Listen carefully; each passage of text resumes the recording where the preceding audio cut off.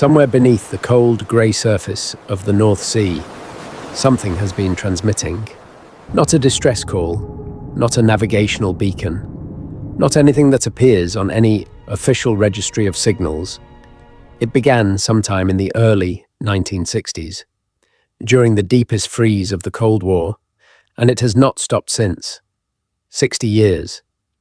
Through storms and silence, through the collapse of empires and the birth of new ones, through everything the modern world has become, the signal continues. Welcome. Settle in. This is History for Sleep, and tonight we are going all the way down. The North Sea sits in a shallow bowl between the coast of Britain to the west and the shores of Norway, Denmark, Germany, the Netherlands, Belgium, and France to the east and south. It is not a deep sea by any geological measure, and its average depth is only about 94 meters, which is modest compared to the great oceanic trenches of the Pacific or the dark mid-Atlantic rifts that plunge several kilometers into the Earth. The North Sea is, in geological terms, a shallow shelf of continental crust that happens, at this particular moment in the long history of the planet, to be covered with water. But do not let its modest depth deceive you.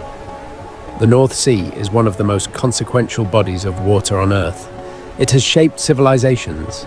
It has swallowed armies. It has buried entire worlds beneath its silt and its cold. And for at least 6 decades, it has been transmitting a signal that no one has been able to fully explain. Tonight, we are going to go slowly into that story. We are going to start at the very beginning, with the North Sea itself, as before any human being ever stood on its shores and wondered what might lie beneath. We are going to walk through the centuries of history that turned this body of water into one of the most strategically important and intensely monitored stretches of ocean on the planet. And then, when the stage is properly set, we are going to talk about the signal. This is a long story. It is a quiet story in the way that all deep things are quiet. The ocean does not rush. The geology of the seabed does not hurry. The Cold War, for all its tension, was mostly a slow and grinding patience, punctuated by moments of extraordinary terror. And the signal, whatever it is, whatever it means, has simply continued in its own unhurried way, indifferent to the decades passing above it. So we will not rush either. 12,000 years ago, you could have walked from what is now Norfolk in England to what is now the coast of Denmark. You would not have gotten your feet wet. Beneath the North Sea as it exists today, beneath all those meters of cold grey water, lies the ghost of an ancient landscape. Geologists and archaeologists call it Doggerland, named after the Dogger Bank, a large sandbank in the central North Sea that was itself named after the Dutch fishing vessels called doggers that worked those waters in the 17th century. Doggerland was not a marginal or inhospitable place. It was a rich and productive landscape of river valleys, marshes, rolling hills, and coastal plains. Mesolithic people lived there, hunted there, built their lives there. They fished in its rivers and gathered plants from its wetlands. They buried their dead in its soil. They looked up at the same stars we see now and told their own stories about what those lights meant. The sea rose slowly, as it always does at the end of an ice age. The glaciers retreated northward, pouring their meltwater back into the oceans. The North Sea basin filled incrementally over thousands of years. The rivers that had once drained eastward across Doggerland found themselves submerged. The hills became islands. The islands became shallows. The shallows became the unbroken grey surface that ships have crossed for centuries. There was no dramatic flood, most geologists believe, at least not in the final centuries of Doggerland's existence. It was a gradual inundation. A community that had known a certain coastline in one generation would find it slightly closer in the next. The people of Doggerland did not stand and watch their world disappear beneath the waves in a single cataclysmic moment. They adapted generation by generation until there was nothing left to adapt to, and the last traces of their landscapes sank beneath the waves forever. or almost forever, because the seafloor of the North Sea is, in a sense, an enormous archaeological archive. The cold water and the sediment have preserved extraordinary things. Fishing trawlers working the Dogger Bank have pulled up the bones of woolly mammoths and woolly rhinoceroses, the antlers of giant deer, the remains of aurochs and horses that once grazed on the now sunken plains. Occasionally, a trawler net has brought up something even more remarkable, a piece of worked flint, a barbed antler point, the unmistakable evidence of human hands shaping the material world. In 1931, a fishing vessel called the Kalinda was working an area called the Ower Bank, a part of the Dogger Bank region, when its net snagged on something. When the crew hauled the catch aboard, they found, embedded in a lump of peat, a barbed antler point, a tool made by a Mesolithic hunter roughly 11,000 years ago. The Kalinda antler, as it came to be known, became one of the first pieces of physical evidence that Doggerland had been a real and inhabited place, not merely a theoretical construct of geologists and glaciologists. Since then, research into Doggerland has grown into a substantial field of study. Seismic survey data collected by the oil and gas industry, originally gathered for the purpose of finding commercially viable hydrocarbon deposits, since has been repurposed by researchers to map the ancient landscape in extraordinary detail. Those seismic surveys, which bounce sound waves through the seafloor and measure the returning echoes, have revealed the outlines of ancient river channels, the contours of hills that have not seen sunlight in thousands of years, the shallow depressions that were once lakes and ponds. The North Sea floor, in other words, is not empty. It is not a blank slate. It is layered with history in the most literal possible sense, physical strata of time, each one containing the record of a world that no longer exists above the waterline, but which continues to exist in preserved form below it. And this matters to our story, because when we talk about something transmitting from beneath the North Sea, we are not talking about something transmitting from nothing. We are talking about something transmitting from one of the most history-saturated, geologically complex, and human-touched bodies of water on Earth. The North Sea has never been empty, not even at its deepest and most silent. The Norse understood the sea in a way that later civilizations largely forgot and then slowly relearned. For the Vikings, the ocean was not an obstacle between places. It was the road itself. The longship was not a vehicle for crossing water to get somewhere else. The longship was how you lived. The sea was home in a way that the land, with its fixed settlements and its permanent obligations, could never quite be. The North Sea was the heart of the Norse world. From Norway, Sweden, and Denmark, Viking sailors reached Britain, Ireland, France, the Mediterranean, the rivers of Russia, the coast of North America. They navigated without instruments in any modern sense, reading the stars, the winds, the behavior of birds, the color and temperature of the water, the direction of swells that carried information about distant weather and distant landmasses encoded in their motion. They knew the North Sea intimately. They knew its moods and its seasons, its treacherous sandbanks and its reliable currents. They knew which directions the storms came from in different months and how long those storms typically lasted. They knew the lights that appeared in the water sometimes, the phosphorescence of disturbed plankton glowing blue-green in the wake of a ship on a dark night. They had words for phenomena that later mariners would observe without quite understanding. And they listened to the sea, not metaphorically. They listened to the actual sounds that came from the water. Experienced Norse navigators are believed to have held their oars or their steering boards and felt the vibrations that traveled through the wood from the water, picking up information about depth and seabed type in the resonance of those vibrations. Some researchers have speculated that the Norse may have had techniques for using sound to navigate in fog or darkness that we have not fully reconstructed, listening for the particular echoes that certain coastlines produced, for the ways in which sound behaved differently over shallows versus deep water. Whether or not these particular techniques existed in the sophisticated form that some have proposed, the broader point is valid.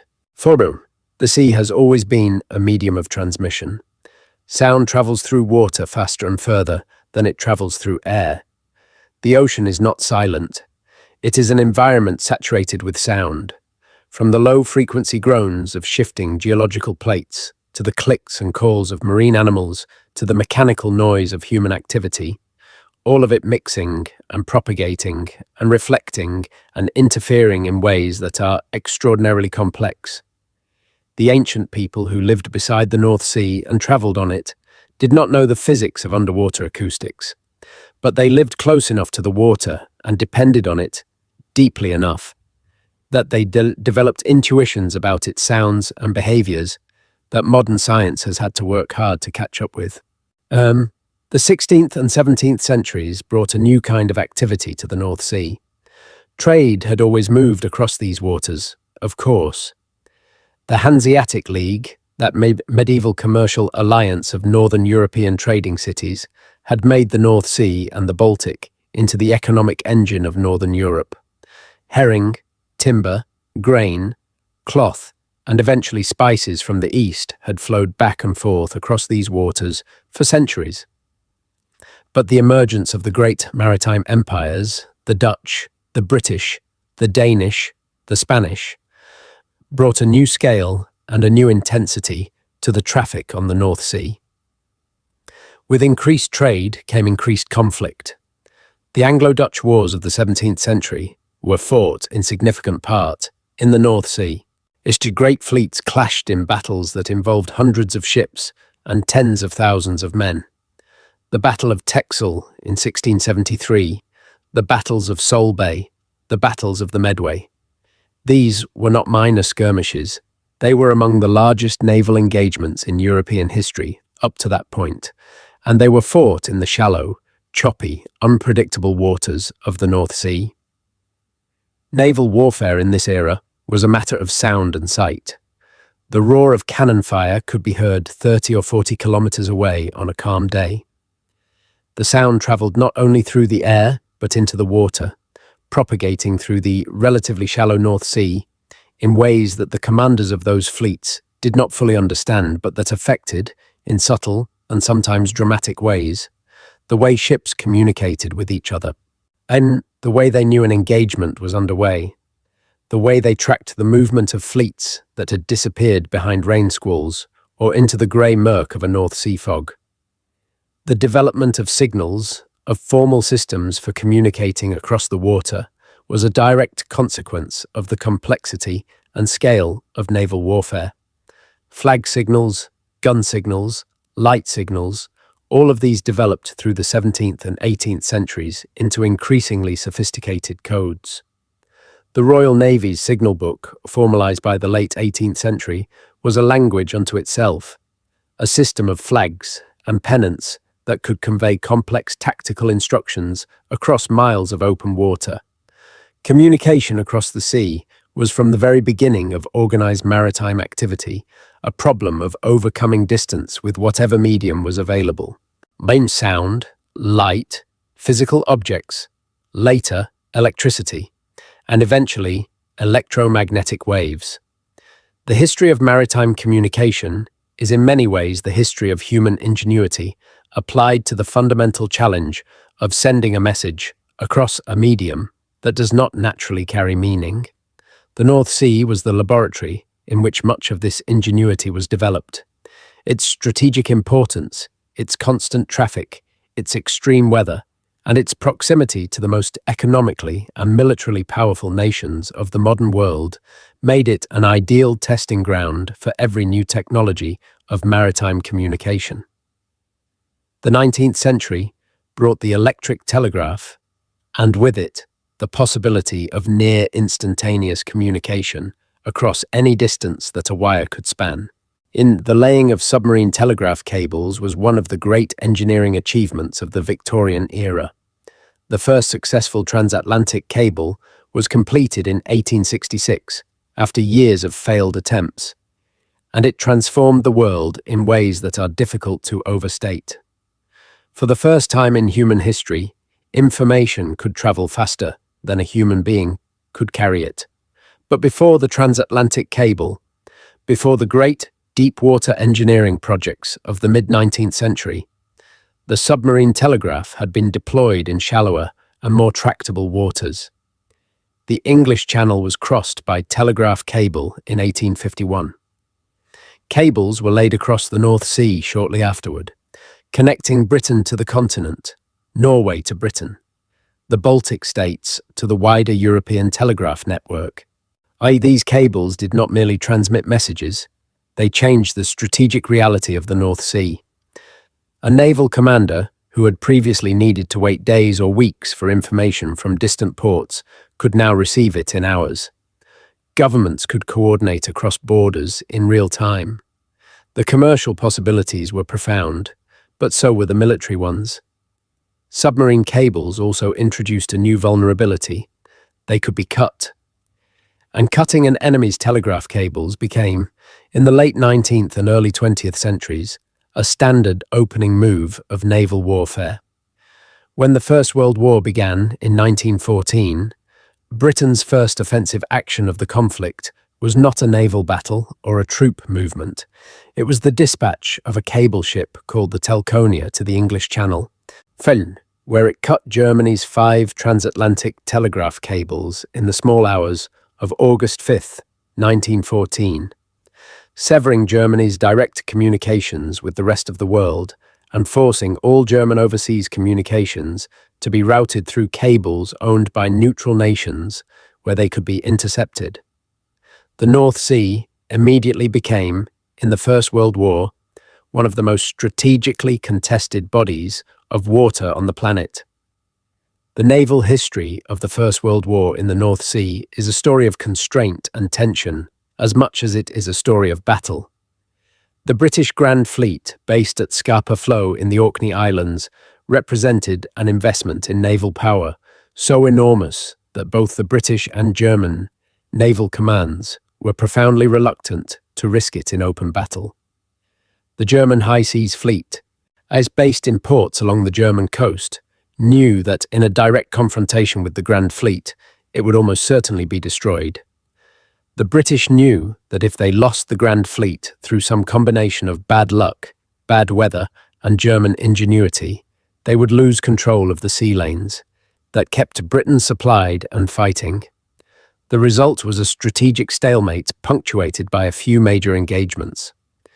The Battle of Jutland in May and June of 1916 was the largest naval battle in history up to that point, involving 250 ships and roughly 100,000 sailors. The outcome was ambiguous. The Germans sank more British ships and killed more British sailors. The British retained control of the North Sea. Both sides claimed victory. Neither side had achieved the decisive engagement that strategic logic seemed to demand.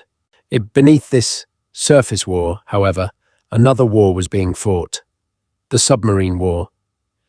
Germany's U-boats operated in the North Sea and beyond, targeting the supply lines that kept Britain functioning. Britain deployed mines, nets, patrols, and its own submarines in response. The North Sea became, below its surface, a killing ground in which visibility was near zero. Communication was extremely limited, and the margin for error was essentially non-existent. The acoustic environment of the North Sea played a role in this undersea war that was only partially understood at the time. Submarine commanders learned, through experience, that sound traveled in unexpected ways through the water, that an engine noise could be heard at great distances under certain conditions, that the temperature layers in the water, the thermoclines, affected the way sound propagated, sometimes bending it downward into the deep, and sometimes bouncing it upward toward the surface. They learned to listen, because in the near-total darkness of the submarine's environment, sound was the primary sense available.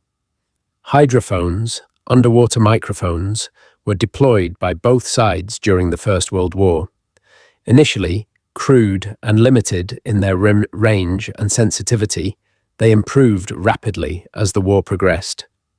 The British developed networks of hydrophone stations along the coast and on buoys, listening for the sound of U-boat engines.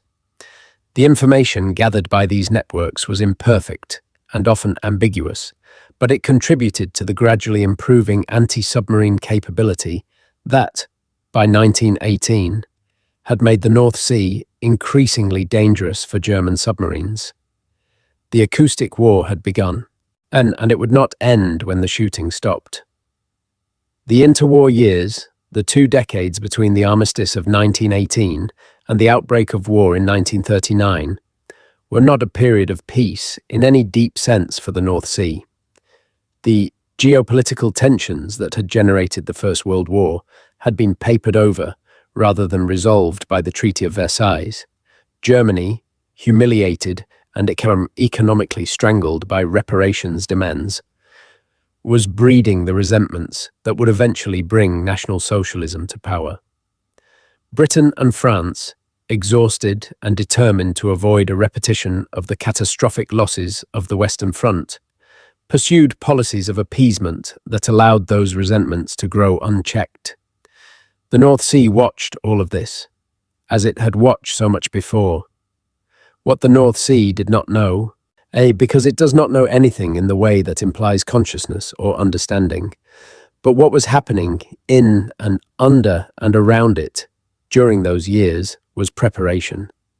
Navies were building and rebuilding.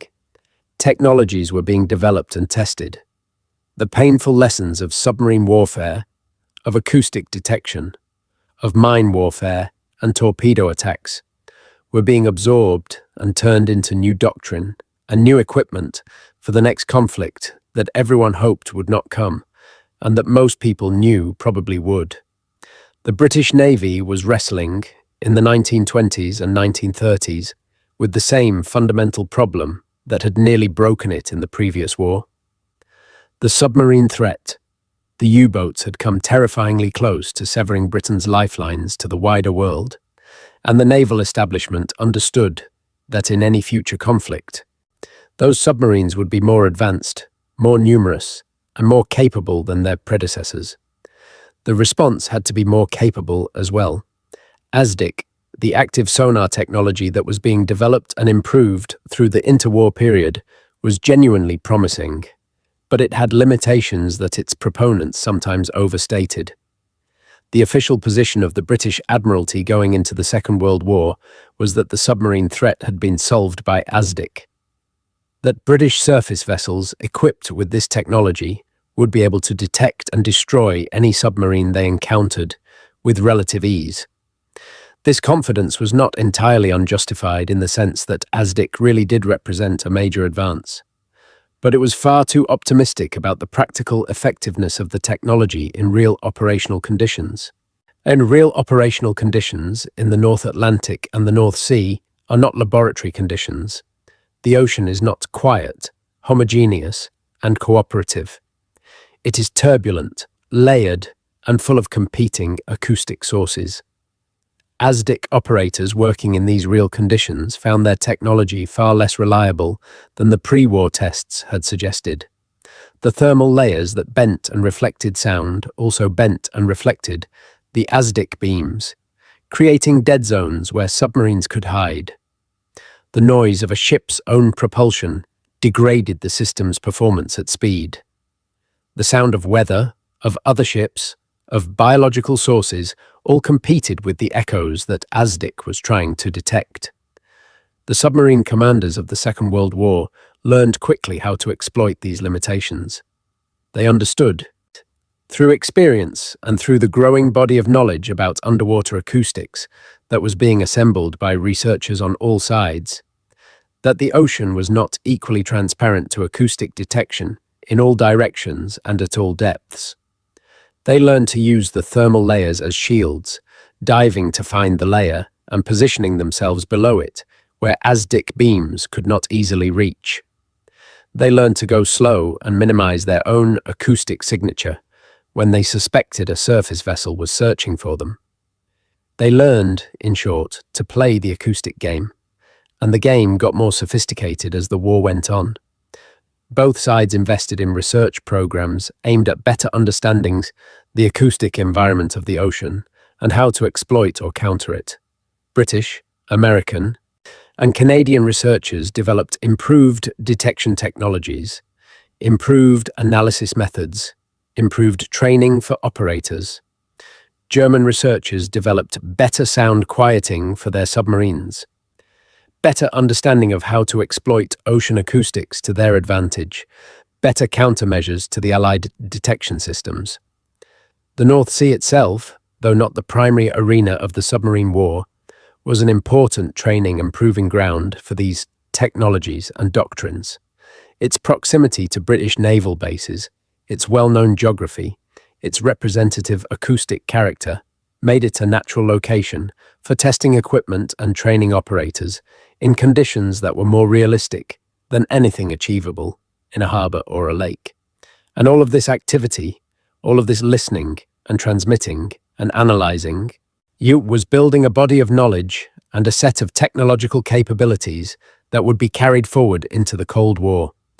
The organizations, the expertise, the instruments, the analytical frameworks, all of them survived the end of the war and were adapted for the new strategic context. The people who had learned to listen to the ocean for German submarines became the people who listened for Soviet submarines. The technology that had been developed to detect U-boats became the foundation for the systems that would monitor the Cold War ocean. The continuity is important. The North Sea acoustic surveillance that noticed the persistent signal in the early 1960s was not built from nothing. It was the mature expression of a capability that had been under development since at least the First World War, and refined through 60 years of wartime and interwar and Cold War experience. Operated by people who understood the North Sea's acoustic character with a depth and precision that had been earned through long and often difficult experience. When those people said they were hearing something they could not explain, it was not the observation of novices encountering the ocean for the first time. It was the observation of experts, working in a thoroughly known environment with sophisticated instruments, encountering something genuinely outside the bounds of what they had come to expect. That is a different kind of observation, and it deserves a different kind of weight. The development of ASDIC, which would later be known as sonar, gave surface ships an active capability to detect submerged submarines, though ASDIC worked by emitting a pulse of sound into the water and listening for the echo that returned when that pulse struck a solid object. By measuring the time elapsed between the transmitted pulse and the returning echo, and knowing the speed of sound in water, a skilled operator could calculate the distance to whatever had returned the echo. The famous ping of sonar, that sound that became shorthand in popular culture for the tension of submarine warfare, is the sound of the transmitted pulse. The information carried by the returning echo, its strength, its direction, its timing, is the raw material from which a picture of the underwater environment can be constructed. But ASDIC had limitations. It was an active system, meaning it emitted a detectable signal. A submarine commander who heard the distinctive sound of an ASDIC transmission knew immediately that a surface ship was searching for him.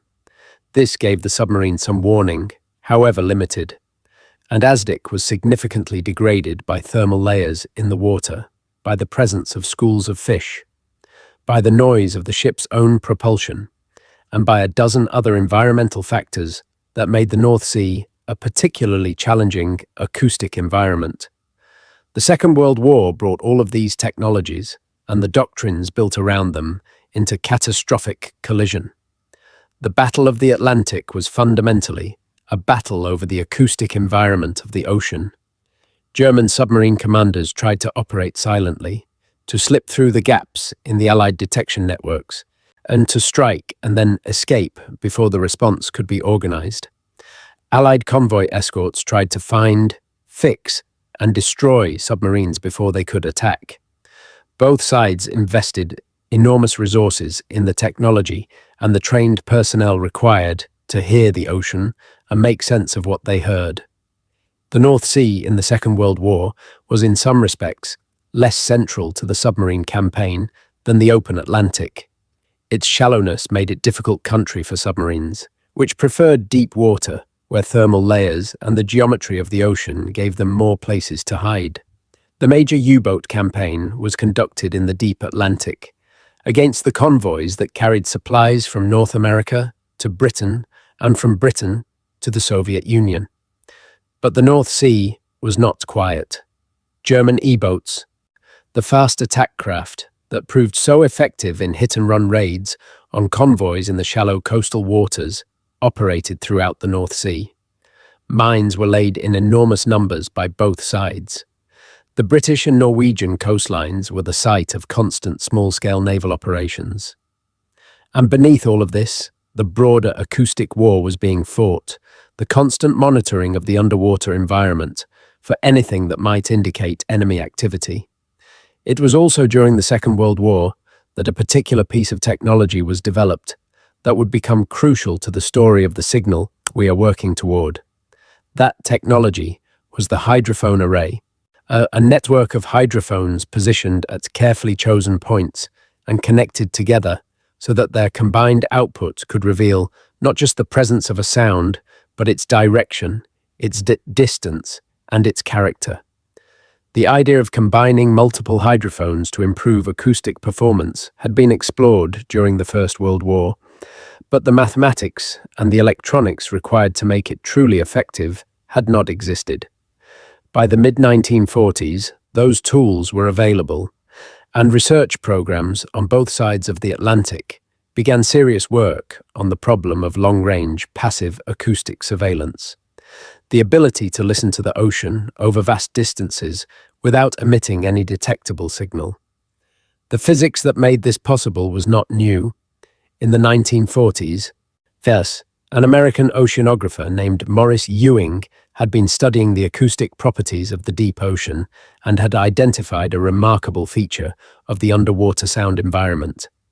At a certain depth in the ocean, typically between 600 and 1,200 meters depending on location, there exists what Ewing called the SOFAR channel, which stands for sound fixing and ranging. The SOFAR channel is a layer of water in which the combination of temperature and pressure creates conditions that act as a kind of waveguide for sound.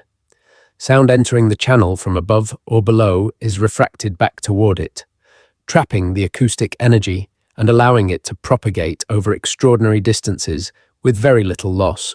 Ewing demonstrated this by dropping small explosive charges in the deep Atlantic and detecting the resulting sounds at hydrophones thousands of kilometers away. The SOFAR channel, he realized, was a natural long-range acoustic communication and surveillance medium built into the physics of the ocean itself. A sufficiently sensitive hydrophone positioned in or near the SOFAR channel could detect sounds from ships, submarines, or any other source of underwater noise at ranges that would have seemed fantastical to the sonar operators of the First World War. The Cold War began almost before the Second World War had properly ended. The Soviet Union and the Western Allies, who had been united by the common threat of Nazi Germany, were ideologically incompatible powers that had been forced into uncomfortable alliance by circumstance, and when the shared enemy was defeated, the underlying incompatibility reasserted itself with terrifying speed. For the United States and its allies, the most pressing military concern of the early Cold War was the Soviet submarine fleet. The Soviet Navy had learned the lessons of the Battle of the Atlantic, and it was building submarines at a rate that alarmed Western naval planners. If Soviet submarines could operate in the North Atlantic, targeting the supply lines between North America and Europe, they could potentially strangle Western Europe as effectively as Germany had tried and failed to do in two world wars. The solution that American naval planners developed drew directly on Maurice Ewing's work on the SOFAR channel. It was called SOSUS, the Sound Surveillance System, and it was one of the most ambitious and closely guarded intelligence programs of the Cold War. SOSUS was a network of hydrophone arrays laid on the floor of the Atlantic Ocean and connected by undersea cables to shore stations, where recordings were analyzed by teams of trained acoustic analysts. The system exploited the SOFAR channel to monitor the acoustic signature of every Soviet submarine that entered the Atlantic, tracking their movements, characterizing their propulsion systems, and providing a continuous picture of Soviet submarine activity over vast areas of ocean. The construction of SOSUS began in the early 1950s, and the system became operational in 1954. Its existence was classified at the highest levels and was not publicly acknowledged by the American government until 1991, and when the Cold War had ended and the need for secrecy had diminished. For nearly 4 decades, one of the most sophisticated surveillance systems ever built was operating in plain sight, quite literally on the bottom of the ocean, without most people on Earth knowing it existed. The North Sea presented a particular challenge for SOSUS and for the broader Western acoustic surveillance network.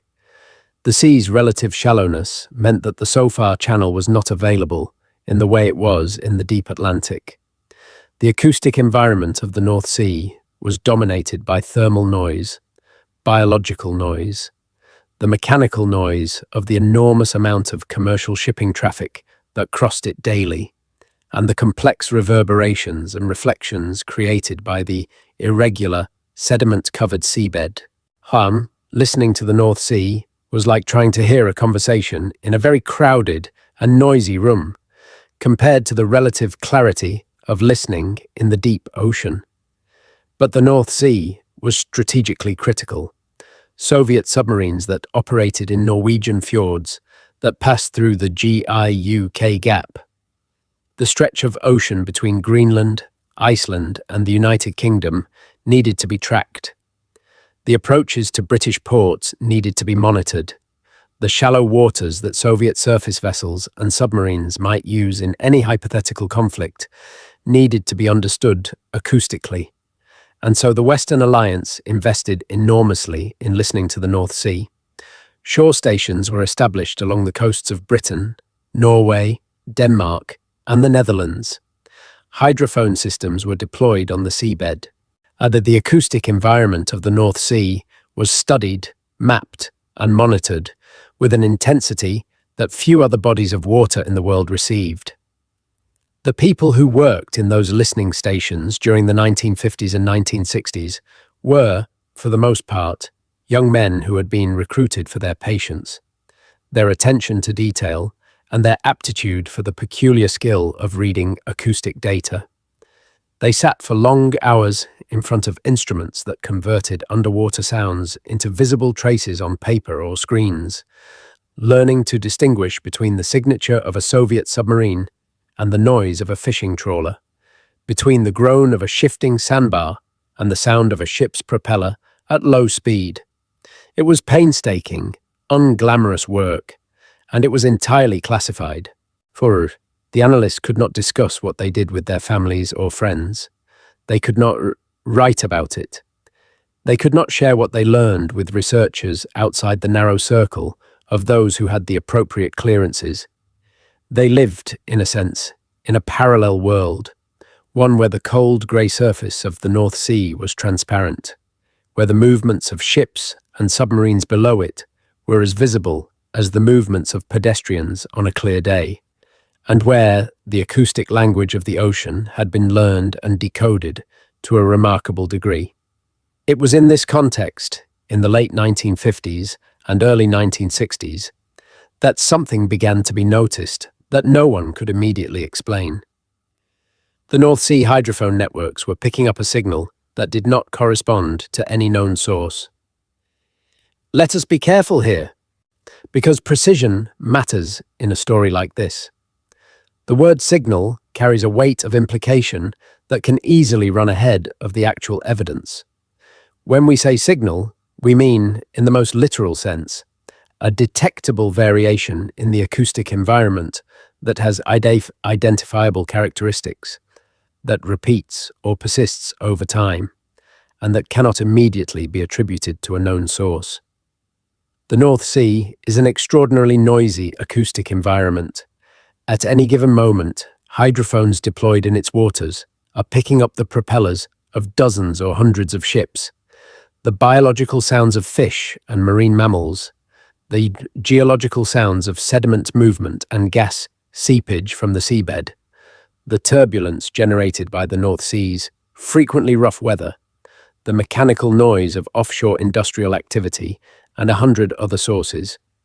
Extracting any meaningful signal from this background is an enormous technical challenge. But certain types of signals stand out from the background precisely because of their character. A signal that is periodic, that repeats at a consistent interval, is much easier to identify than a random noise because its regularity is itself information. A signal that occurs at a very specific frequency or across a very specific range of frequencies can be distinguished from broadband noise. A signal that appears consistently at certain positions in the North Sea, but not others, has a spatial coherence that tells the listener something about where it originates. The signal that was noticed in the early 1960s had a number of these distinctive characteristics. It was low frequency, which meant it propagated well through the shallow, noisy waters of the North Sea without being quickly attenuated. It had a degree of periodicity, not a simple metronomic regularity, but a pattern of recurrence that suggested something more than random background noise. And it appeared to originate from a specific area of the North Sea floor, or at minimum from a consistent general direction, rather than from the variable positions that would be expected of a moving source like a ship or submarine. The first question any analyst would ask, confronting such a signal, is whether it has an obvious prosaic explanation. Could it be an industrial installation of some kind? The North Sea in the early 1960s was on the cusp of the oil and gas exploration era that would transform it economically in the following decades. But systematic exploitation of North Sea oil had not yet begun. There were no drilling platforms, no pipelines, no underwater wellheads that might have generated the kind of persistent low-frequency noise that was being detected. Could it be geological? The North Sea floor is not entirely inert. Gas does seep from the sediment in certain areas. Tectonic activity, though mild compared to more seismically active parts of the world, does occur in the region. Could some natural geological process be generating the signal? Could it be biological? Certain species of fish are capable of generating substantial low-frequency sounds, and schools of these fish moving through the North Sea could potentially be detected by hydrophones. Sperm whales, which visit the North Sea occasionally, are among the loudest animals on Earth, generating clicks that can be heard over distances of hundreds of kilometers. But the temporal and spatial characteristics of the signal being observed did not match what was known about biological sources. Could it be a Soviet installation? This was, in the Cold War context, perhaps the most alarming possibility. Had the Soviet Navy deployed some kind of underwater facility in the North Sea, a listening post, a navigation beacon, a device of some unknown type that served some intelligence or military purpose? These questions were not idle speculation. They were serious intelligence problems, worked on by serious analysts, with the full resources of the Western intelligence community behind them. The North Sea lies between Britain and continental Europe, and for most of its history, its strategic importance has been obvious. Ships must cross it to reach the ports of Germany, the Netherlands, Belgium. Submarines trying to reach the open Atlantic from bases in the Baltic must transit through the narrow straits controlled by Denmark and must then pass through or around the North Sea. Any power that controlled the acoustic environment of the North Sea had a significant intelligence advantage over any adversary that might try to use those waters. Britain, which depended on the sea in ways that no continental power fully did, had understood this for centuries. But the Cold War gave this ancient understanding a new technological expression. the ability to listen to the North Sea, to know what was moving beneath its surface, and to track the acoustic signatures of ships and submarines was not merely a strategic advantage, it was a potential matter of national survival. The signals intelligence community that had grown up during the Second World War at Bletchley Park and its equivalent organizations in the United States and the other Allied powers had demonstrated decisively what the ability to intercept and decode an enemy's communications could be worth. The Battle of the Atlantic had nearly been lost before the breaking of the German naval Enigma codes had turned the tide. The lesson was not lost on the post-war military establishments of the Western Alliance. And acoustic intelligence, the ability to listen to the ocean and extract meaning from its sounds, was the underwater equivalent of signals intelligence. It was, in its way, another form of code breaking, is converting the physical medium of underwater sound into actionable information about the disposition and capability of an adversary's forces. The teams working on the North Sea signal in the early 1960s were embedded in this intelligence culture. They approached the signal as a problem to be solved, a code to be broken, a piece of information about the world that was encoded in an unfamiliar medium and that could be decoded with sufficient analysis and effort. By the middle of the 1960s, a number of things had become clearer about the signal, and a number of things remained stubbornly unclear. What had become clearer was the signal's persistent nature. It was not a temporary phenomenon that had appeared and then faded. It had been present, with varying intensity, but consistent general character.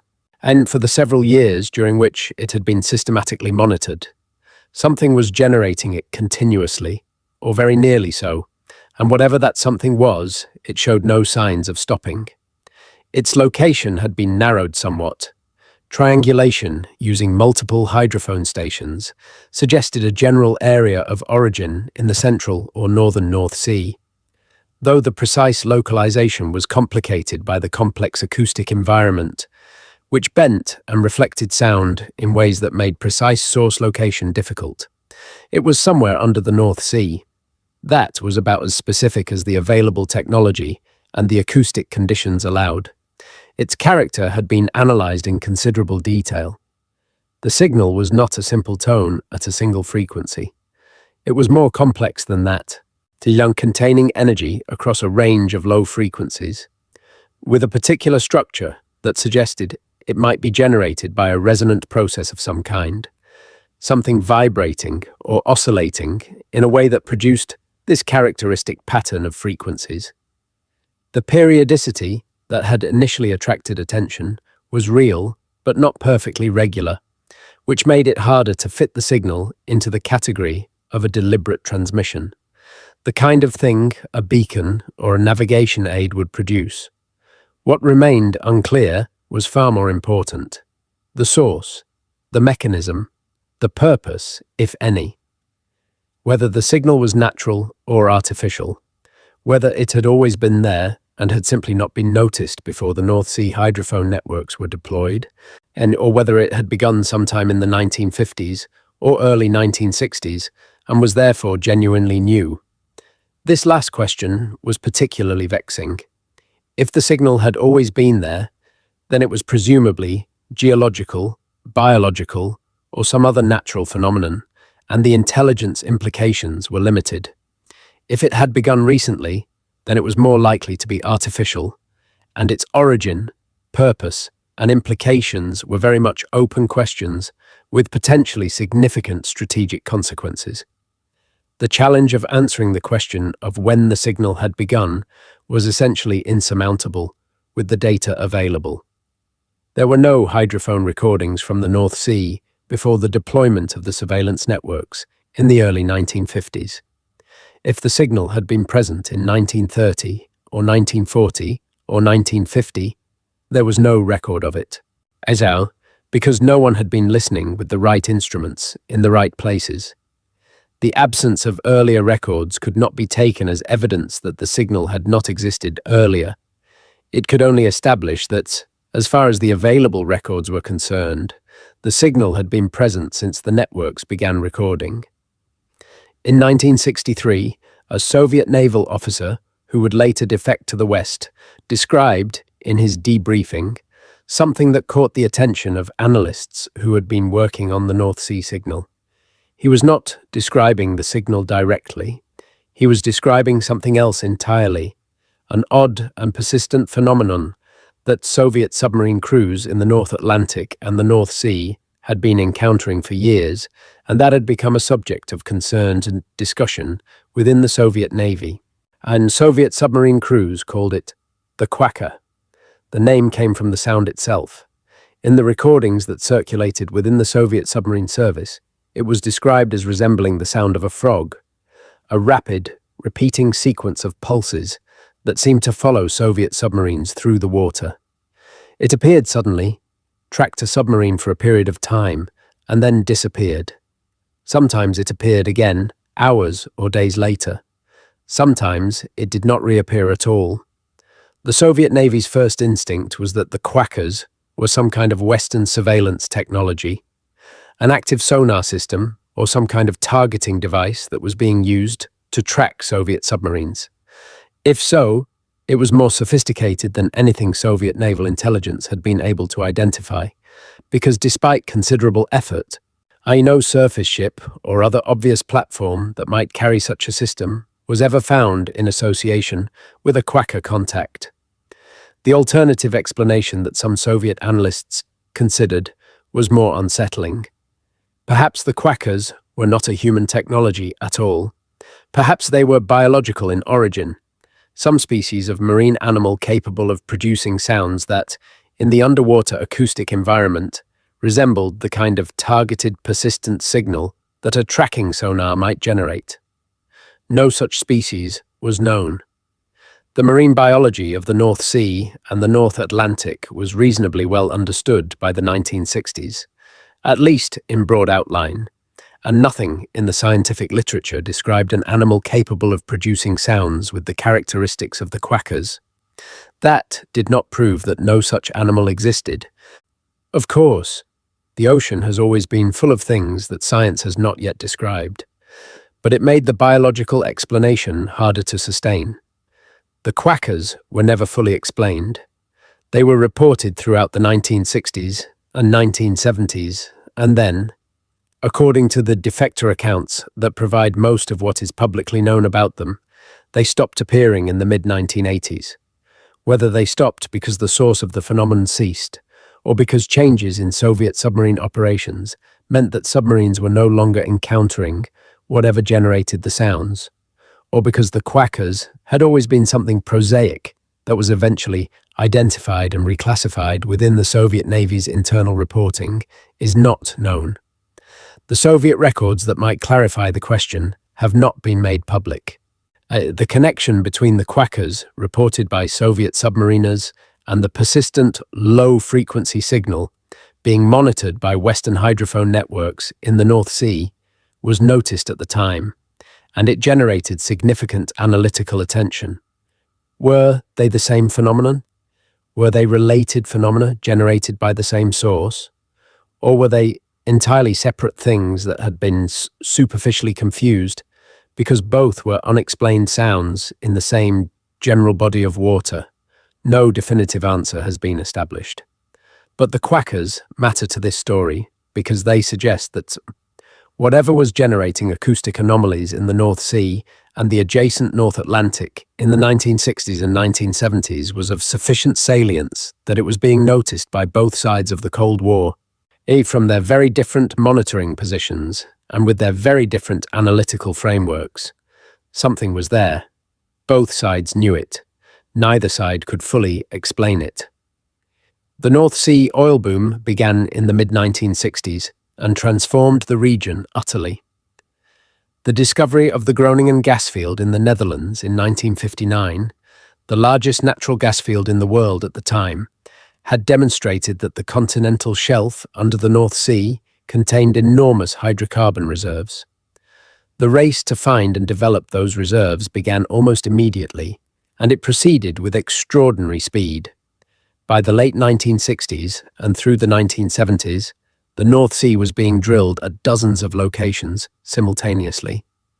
Platforms were constructed in water depths that were at the very edge of the available engineering capability. The Ekofisk field, discovered in 1969, the Forties field, the Brent field, the Frigg field, each of them enormous reservoirs of oil and gas, were developed in rapid succession. Within a decade, the North Sea had gone from being an almost entirely natural acoustic environment, dominated by weather, marine life, and shipping, to an intensely industrialized one, full of the sounds of drilling, of supply ship propellers, of the mechanical noise generated by dozens of offshore platforms operating around the clock. This transformation had significant consequences for the acoustic monitoring of the North Sea. The hydrophone networks that had been listening so carefully to the natural and strategic acoustic environment of the sea were now embedded in an industrial din that dwarfed almost everything they had been designed to monitor. I'm trying to track a submarine's acoustic signature against the background of North Sea oil and gas operations was like trying to hear a whispered conversation in a steel mill. The monitoring continued because the strategic requirements had not changed. But it became harder, more technically demanding, more reliant on sophisticated signal processing techniques to extract meaningful information from the degraded acoustic environment. And in that degraded environment, the persistent low-frequency signal that had been noted in the early 1960s became harder to characterize because its background had changed so dramatically. But it did not disappear. It continued to be present in the data, recognizable despite the changed acoustic environment by the characteristics that had distinguished it from the beginning: its specific frequency content, and its general area of origin, its persistent and unhurried presence in the recordings. Whatever was generating it was not bothered by the arrival of the oil industry. It continued as it had before, indifferent to the enormous changes happening above it. The geology of the North Sea seafloor is more dynamic than most people imagine. Because the sea is shallow, and because it sits on a continental shelf that has been geologically active through a long history, the seabed is not a stable, inert surface. It is a complex environment of shifting sediments, ancient geological structures, and, in many areas, active processes of gas seepage and fluid migration. Pockmarks are one expression of this geological activity. A pockmark is a roughly circular depression in the seafloor, and typically ranging from a few meters to several hundred meters in diameter. Formed when gas or fluid escaping from the sediment creates a small explosion that removes material and leaves a crater-like feature. The North Sea has thousands of pockmarks scattered across its floor, evidence of the seepage of methane and other gases from the organic-rich sediments below. This seepage is not silent. Bubbles rising through the water column create acoustic signals. If gas escapes in significant quantities, the resulting acoustic signature can be substantial, a broadband noise that covers a range of frequencies. In areas where gas seepage is particularly active, the acoustic environment can be significantly altered. Gas seepage in the North Sea has been known and documented for decades, and it has been considered as a potential explanation for various acoustic anomalies. Could the persistent signal that began being noticed in the early 1960s be the product of a particularly consistent and localized seepage feature? A geological structure that was releasing gas at a steady rate, generating a characteristic acoustic pattern that the hydrophone networks were detecting as a persistent signal. This explanation has the virtue of parsimony. It does not require any unusual technology, any secret installation, any unprecedented biological capability. It requires only a geological process that is known to occur in the North Sea, operating at a scale and in a location that makes it acoustically prominent. The fact that the signal appears to have been present for 60 years is not, by this explanation, puzzling. Boom. geological processes can be extraordinarily long-lived. A gas seepage feature connected to a large reservoir of biogenic methane in the sediment could potentially operate for centuries or longer at a relatively consistent rate. The difficulties with this explanation are also real. Gas seepage, while it does produce acoustic signals, does not typically produce signals with the degree of low-frequency concentration and structural complexity that characterizes the North Sea signal. Most gas seepage noise is broadband, covering a wide range of frequencies, rather than concentrated in the specific low-frequency range that makes the North Sea signal distinctive. And the periodicity, the not quite regular, but clearly non-random recurrence pattern in the signal, is difficult to reconcile with what is known about the acoustic character of gas seepage. But geology is a broad category. It encompasses not just simple gas seepage, but also the behavior of sediment under pressure, the movement of fluids through porous rock formations, the complex resonance effects that can occur when geological structures of particular shapes and sizes are set in motion by external forces such as ocean currents or tidal stresses. It is not impossible, in principle, for a geological process to generate a signal with the characteristics observed. It is, however, difficult to demonstrate from a distance. And the North Sea does not readily yield its secrets. The end of the Cold War, when it came in 1989 and 1991, brought significant changes to the intelligence community on both sides of what had been the Iron Curtain. Classification systems were reviewed. Some information that had been tightly held for decades was released. Former adversaries began, cautiously and with lingering mutual suspicion, to exchange information about the things they had each been doing in secret. Some of the SOSUS data from the Cold War period was released to civilian scientists, who found in it an extraordinarily detailed acoustic record of the North Atlantic and North Sea over several decades. The acoustic signatures of individual ships and submarines, painstakingly catalogued by military analysts, turned out to contain a wealth of information about the distribution and behavior of whales, the noise characteristics of different types of vessels, and the general acoustic ecology of the ocean that civilian marine scientists had never had access to, and that opened up entirely new avenues of research. The release of SOSUS data also allowed some Cold War acoustic mysteries to be revisited with fresh eyes. Not everything was resolved. Some of what the hydrophone networks had recorded over the decades remained puzzling when examined by civilian scientists, with no stake in the intelligence interpretation that had previously governed the analysis. Things that military analysts had assumed were man-made turned out to be natural. Things that had been assumed to be natural turned out to have characteristics that were harder to explain. The North Sea signal was among the things that received renewed attention in the post-Cold War period. Oceanographers and marine acousticians who gained access to some of the relevant data brought the analytical tools of civilian science to bear on a body of recordings that had previously been interpreted through the lens of military threat assessment. Their conclusions were cautious and, in the way of science, heavily qualified. They were able to confirm that the signal was real, in the sense that it was present in the data and was not an artifact of the recording equipment or the analysis methods. They were able to characterize its acoustic properties in somewhat more detail than previous analyses had managed, and they were able to rule out, with reasonable confidence, several of the more straightforward explanations. It was not a known species of marine mammal. The frequency content, timing, and spatial characteristics of the signal did not match any described whale, dolphin, or other marine mammal sound. It was not a recognized industrial installation.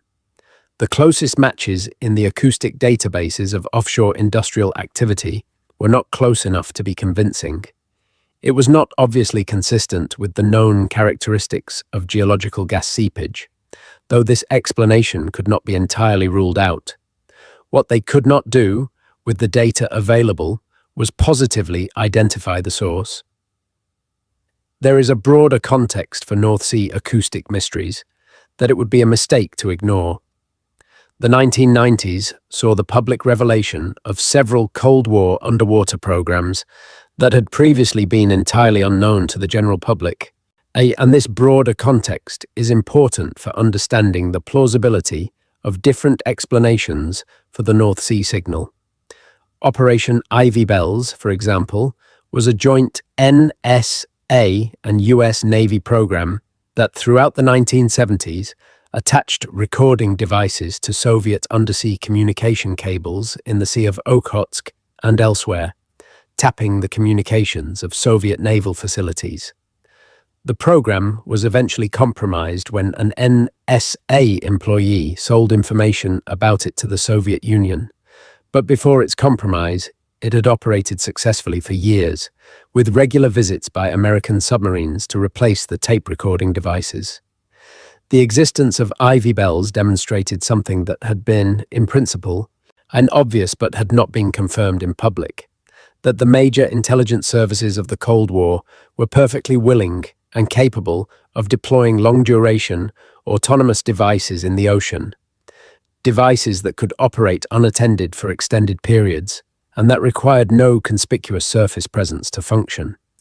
If American intelligence could tap Soviet undersea cables, it is reasonable to ask what the Soviets might have been doing in the North Sea. And it is reasonable to ask, more broadly, what devices of various kinds and serving various purposes might have been deployed on the seafloor of the North Sea during the Cold War and might still be present there. The answer to that question is, we do not fully know. Some of what was deployed has been recovered or destroyed. Some of it was designed to be self-destroying if tampered with. And some of it may still be sitting on the North Sea floor, in the dark and cold, doing whatever it was designed to do, or failing to do it as components deteriorate over time, or doing something that was not intended as its various subsystems age and degrade in unexpected ways. The North Sea floor, in other words, is not an empty archive of natural history and ancient Doggerland. It is also an archive of Cold War technology, of devices and cables and instruments deployed by governments that are still reluctant to discuss them openly, in a body of water that was as strategically important during that conflict as any battlefield on land. In 1994, a survey vessel working in the northern North Sea on behalf of a Norwegian oil company detected something on its side-scan sonar that did not fit the expected profile of the seabed in that area. Side-scan sonar works by emitting sound pulses to either side of a ship and recording the echoes, building up a picture of the seafloor that looks somewhat like an aerial photograph, with features casting acoustic shadows in the same way that physical objects cast shadows in sunlight. What the survey vessel detected was a structure, not obviously natural, not obviously man-made. It was sitting partially buried in the sediment, in water roughly 200 meters deep. Its dimensions, estimated from the sonar data, suggested something several meters in each major dimension. It had regular angles that are unusual in natural features. The survey vessel reported its finding to the oil company. The oil company reported it to the Norwegian Petroleum Directorate and to the Norwegian Navy. A subsequent investigation, using remotely operated vehicles, the unmanned submarines that by the 1990s had become the standard tool for underwater inspection, confirmed that there was indeed an object on the seabed at the location identified by the sonar survey. The investigation was not made public, and the conclusions of the Norwegian investigation into the object are not part of the public record. What is known is that the Norwegian Navy was involved and that the matter was treated with a degree of seriousness that suggested it was not being dismissed as a geological oddity. Whether this object is connected to the signal is not established. The location is consistent with, as though not precisely matching, the area from which the signal has been estimated to originate. The timing of the discovery, in the mid-1990s, is consistent with the period when former Cold War records were being reviewed and re-evaluated, and the secrecy surrounding the investigation is consistent with a matter that has military or intelligence implications. But these are consistencies, not evidence. The North Sea floor contains many objects that are not what they appear on first inspection. Wrecked ships from two world wars, unexploded ordnance from the same conflicts, pieces of offshore industrial equipment that have been lost or abandoned, natural geological features that have regular or unusual shapes. The fact that something looks unusual on sonar does not, by itself, tell you what it is. The marine biologists have a role in this story too, though it is a quiet one, conducted at some remove from the world of military acoustics and Cold War intelligence. The North Sea is ecologically one of the most important bodies of water in the world. It is enormously productive, supporting vast populations of fish, marine mammals, seabirds, and invertebrates.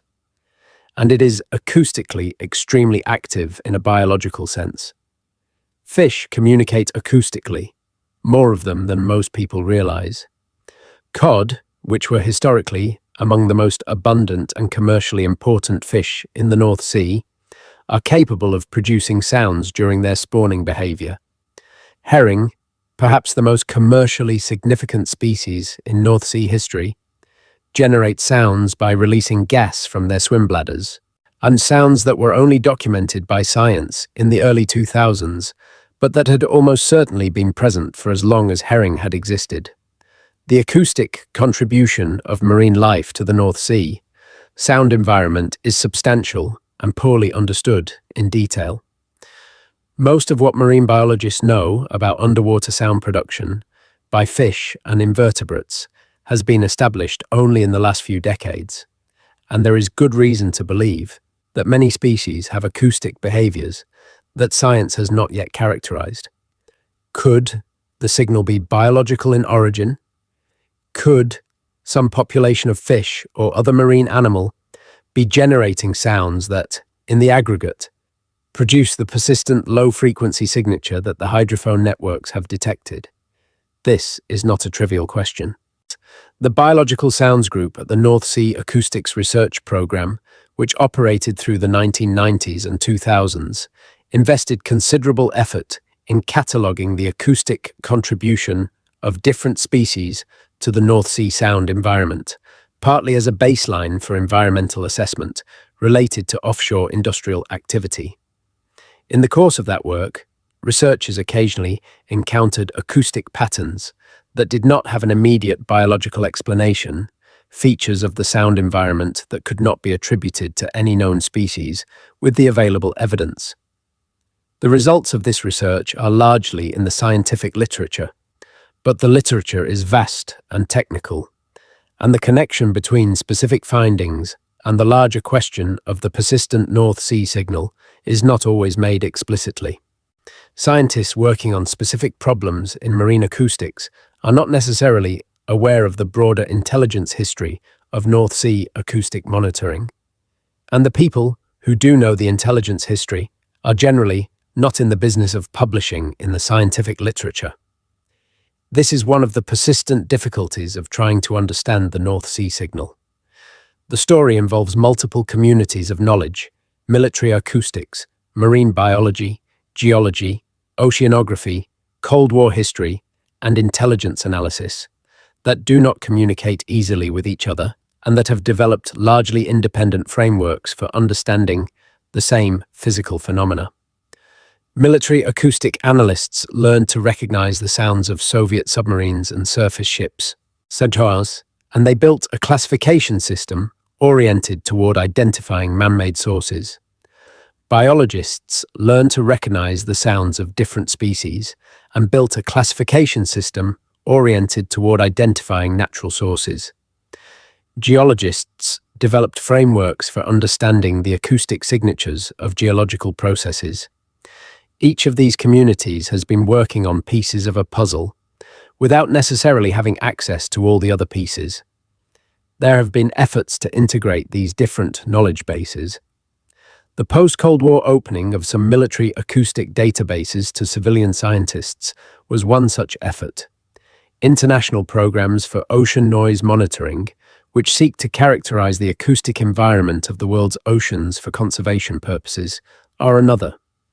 The growing field of passive acoustic monitoring, which uses hydrophone networks for everything from tracking whale populations to studying submarine volcanic activity, has created a community of scientists who are comfortable working with the same raw material, hydrophone recordings, that military analysts have been working with for decades, but the integration is incomplete, and the specific case of the North Sea signal sits in a particularly awkward position, because it was noticed and analyzed in a Cold War context that was classified, and the transition from that classified context to the open scientific one has not been straightforward. What can be said, based on what is publicly available, is that the signal is real, that it has been present for at least 6 decades, and that it has characteristics that do not fit neatly into any single established category of natural or man-made sound source, and that the environment in which it occurs, the geologically complex, historically saturated, industrialized, and militarily strategic North Sea floor, is one that provides ample scope for both natural and artificial explanations. Let us talk about the science of what we do know about long-duration acoustic sources, because it is a useful framework for thinking about what might be generating the North Sea signal. Sound is generated when something vibrates. The vibration sets molecules in motion, and those molecules set their neighbors in motion, and the disturbance propagates outward as a wave. In air, we experience this propagation as sound that we can hear. In water, the same physical process occurs, but because water is much denser and much less compressible than air, sound travels through it very differently. It travels faster, roughly 4 to 5 times faster than in air. It travels further because water attenuates acoustic energy much less efficiently than air does, and it travels in ways that are heavily influenced by the physical properties of the water itself, particularly its temperature, salinity, and pressure.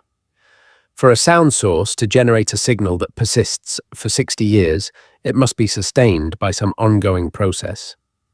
In the case of man-made acoustic sources, that ongoing process is typically some form of energy input, a machine that is powered and that continues to operate as long as power is supplied. In the case of natural acoustic sources, the ongoing process might be a geological one, and the continuous escape of gas from a subsurface reservoir, or a tidal or current-driven resonance that is refreshed by the energy of the ocean itself. The energy available in the ocean is vast. Tides, driven by the gravitational interaction of the Earth, Moon, and Sun, dissipate an enormous amount of energy in the shallow continental shelf seas of the world, of which the North Sea is one of the most important examples. The tides in the North Sea are complex, influenced by the geometry of the basin and by resonances between different parts of the system. And they drive strong currents that interact with the seabed in energetically significant ways. If there is a geological feature on the North Sea floor that has a resonant frequency in the range of the observed signal, and if that feature is being driven by the energy of the tides or by some other persistent natural energy source, it could potentially generate a signal that persists indefinitely without any external input beyond the natural forcing of the ocean. This is not an exotic physics scenario. It is, in principle, exactly the kind of thing that geological and oceanographic science would predict in the right circumstances. The question is whether the right circumstances exist at the location from which the signal appears to originate, and answering that question requires data about the seabed geology of that specific area that is not fully available in the public domain. In 2008, a team of researchers at a Norwegian university published a paper in a peer-reviewed journal of marine acoustics in which they described an acoustic anomaly they had observed in archived hydrophone data from the northern North Sea. The paper did not use the language of mystery or intelligence. It framed the finding in the careful, qualified terms of scientific publication, describing the spectral characteristics of the anomaly, its temporal persistence across the dataset, and the difficulties of attributing it to any of the standard categories of natural or man-made acoustic source. The paper was received with interest in the marine acoustics community, which has become increasingly sophisticated in recent years about the diversity of sounds that the ocean generates and the challenges of classifying them. And several researchers published responses suggesting different possible explanations. One group pointed to a particular type of geological structure, a large sediment-filled ancient river channel running beneath the northern North Sea floor, as a possible resonant system that could generate the kind of low-frequency signal described in the paper. Another group questioned whether the data set was large enough to establish the temporal persistence of the signal with the confidence claimed. A third group noted similarities between the described anomaly and sounds that had been recorded near other known geological features in the North Sea, and wondered whether the two phenomena might be connected. The paper did not resolve the question of what the signal was. Scientific papers very rarely do that on their own.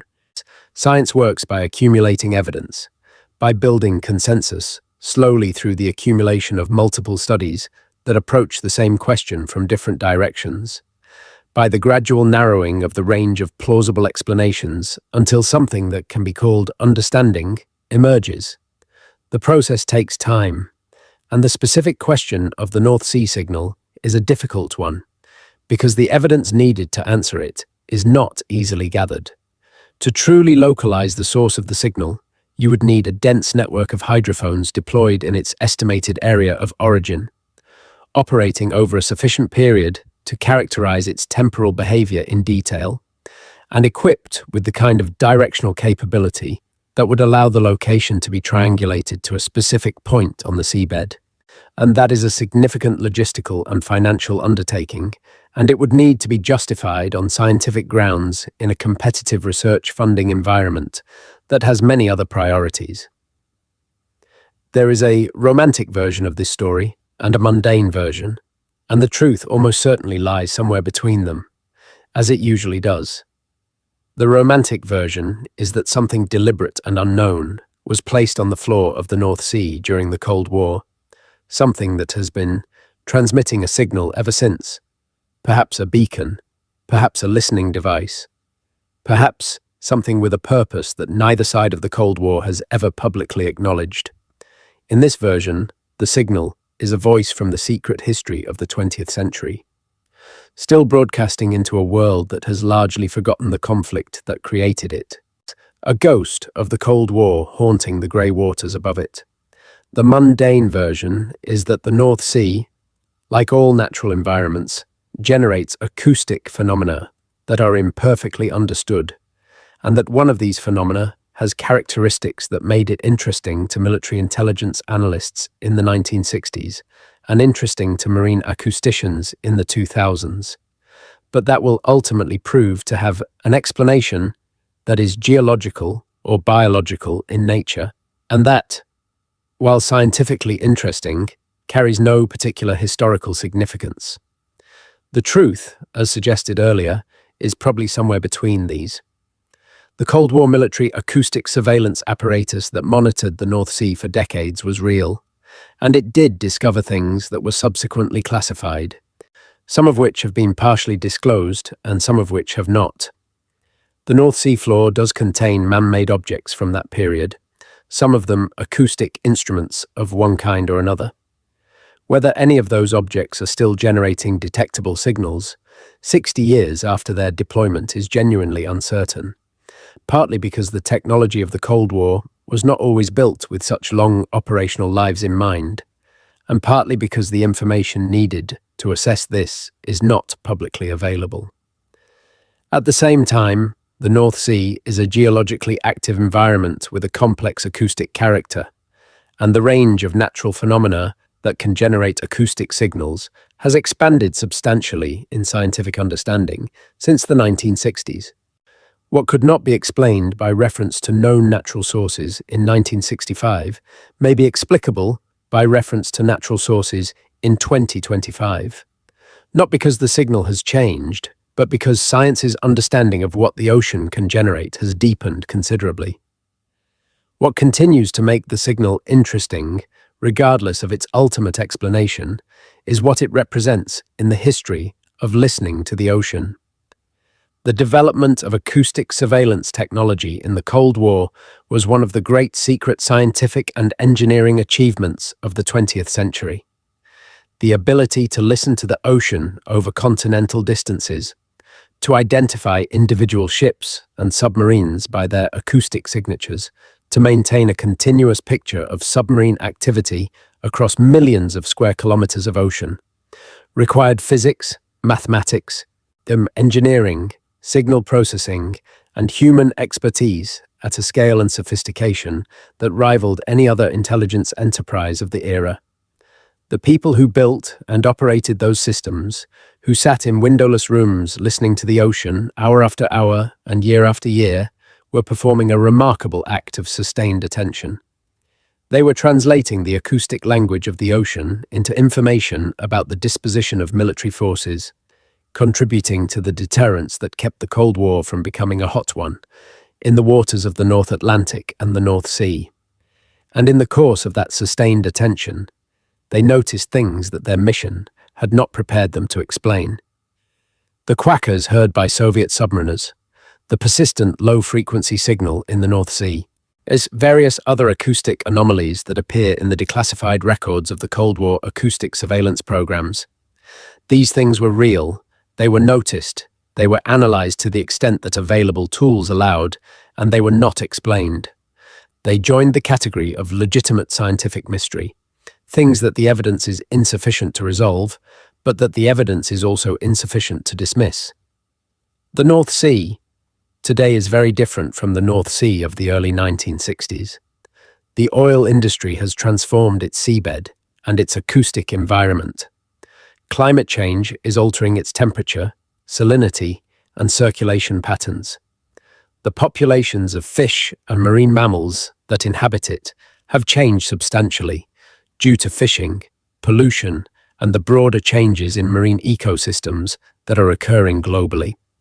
The acoustic environment of the North Sea in 2025 is incomparably noisier, more complex, and more human-influenced than it was when the first reports of the persistent signal were being compiled.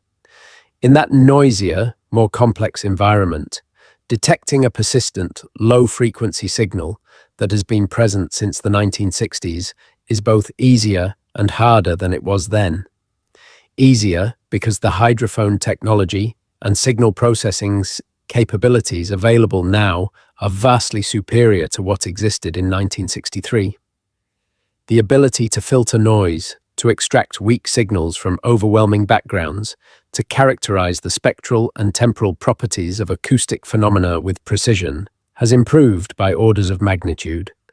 A signal that was detectable in 1963, with the technology available, then would be far more precisely characterized today. Harder because the background noise level of the North Sea has increased enormously, particularly in the low-frequency range where the signal is located. The propeller noise of the large vessels that move through the North Sea, the vibrational noise generated by offshore oil and gas facilities, the acoustic impact of the wind farms that have been constructed across the southern North Sea in recent decades, all of these add to the acoustic clutter through which a relatively faint, persistent signal must be detected. And harder, also because the North Sea is now the subject of intense environmental noise monitoring, precisely because of the concerns about the impact of industrial and shipping noise on marine life. The hydrophone networks that are now deployed across the North Sea for environmental monitoring purposes are, in principle, capable of detecting a persistent acoustic anomaly like the one that has been discussed since the 1960s. But the analysts who run those environmental monitoring systems are looking for things like pile-driving noise and ship propeller noise and explosive sounds from military training, not for persistent low-frequency geological or possible artificial signals from unidentified sources. The attention is directed elsewhere. Attention is the key resource in the detection of the unexpected. You can only notice what you are watching for, or what is sufficiently anomalous to break through your existing attention framework. The Cold War military analysts who noticed the North Sea signal were watching for acoustic evidence of Soviet military activity, and the signal caught their attention because it did not fit that category. The marine biologists who study the North Sea are watching for evidence of the acoustic impact on marine life, and persistent geological or artificial signals are not the primary focus of their attention. The oceanographers who study the physical properties of the North Sea are focused on temperature, salinity, circulation, and their relationship to climate change. No one's primary job, in 2025, is to sit with a hydrophone in the northern North Sea and listen for whatever might be generating the signal that has been present for 60 years. That job, to the extent that it existed, was performed by people whose work remains largely classified, in organizations that have not chosen to make the subject a matter of public scientific discussion. This is not a conspiracy. One, it is simply the way that knowledge works in domains where classification and operational security requirements shape what can be said publicly. The military and intelligence communities that know the most about the North Sea acoustic environment are not in the business of publishing their findings in scientific journals. The scientific community that publishes in journals does not have access to the most relevant data. And the journalists and writers who tell stories for general audiences are working, as is.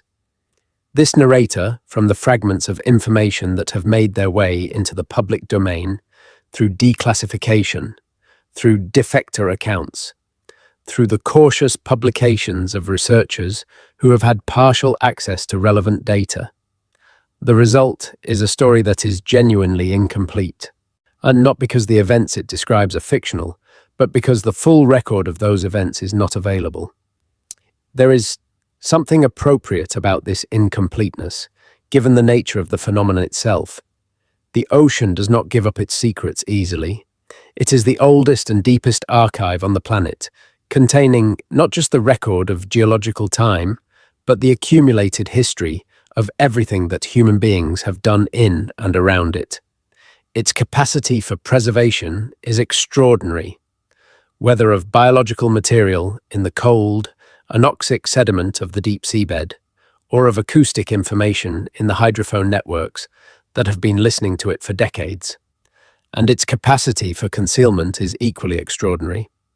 The North Sea, 94 meters deep on average, is simultaneously completely accessible to modern technology and effectively impenetrable in any practical sense to the kind of comprehensive investigation that would be needed to answer the question of what is generating the signal. It would cost an enormous amount of money and require an enormous amount of logistical effort to deploy a hydrophone network dense enough to properly localize the signal's source, to send remotely operated vehicles to investigate that source, to bring the relevant geological, biological, acoustic, and historical expertise to bear on the question simultaneously, and to publish the results openly. That investment has not been made because the question, while genuinely interesting, does not rise to the level of scientific priority that would justify it in competition with other demands on research funding. And so the signal continues, whatever it is. Whatever has been generating it for 60 years, it continues to transmit into the cold, dark water of the North Sea, into the records of listening systems whose operators have long since moved on to other assignments, into the archived data of oil company surveys and military monitoring programs, into the North Sea itself, which has heard many things in its long history and which holds them all in its memory. The bones of Doggerland hunters and the wrecks of Viking ships and the acoustic signatures of Cold War submarines and the steady, quiet, persistent sound of whatever this is continuing. The North Sea does not stop. It has never stopped. even when the ice covered it in the depths of the last glacial maximum. The pressure of the ice on the Earth's crust transmitted forces through the geology of the region.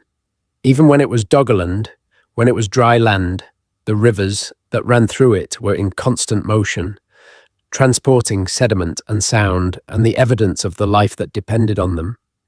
The sea that replaced that landscape has been in constant motion ever since, driven by tides and winds and the rotation of the earth, a body of water that has never been still since the moment it came into existence. And the seabed beneath it, the drowned landscape of Doggerland and the ancient geology beneath that, has also been in motion, albeit more slowly. The sediment shifts. The gas migrates. The pressures and temperatures in the rock below change on geological timescales, driving fluids through porous formations, building pressure in sealed reservoirs, and releasing that pressure when the seal is breached.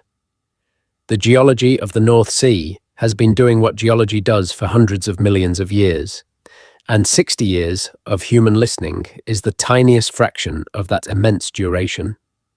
If the signal is geological, it is as old as the process that generates it, which might be very old indeed.